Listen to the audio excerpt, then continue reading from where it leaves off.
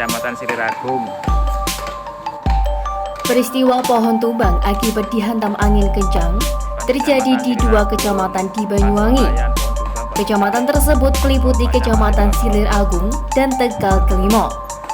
Hal tersebut disampaikan Kapolsek Tegal Kelimo, Ibtu Lita dan anggota Posramil Siliragung, Pelda Haryanto, Senin 2 Januari 2023. Pucuk pimpinan Polsek Tegal Kelimo, Ibtu Lita, saat dikonfirmasi menjelaskan, di wilayah Tegal Kelimo, pohon tumbang akibat angin kencang terjadi di tepi jalan pedesaan, tepatnya Desa Kedungwung serta Dusun Kutorejo, Desa Kalipait, Kecamatan Tegal Kelimo.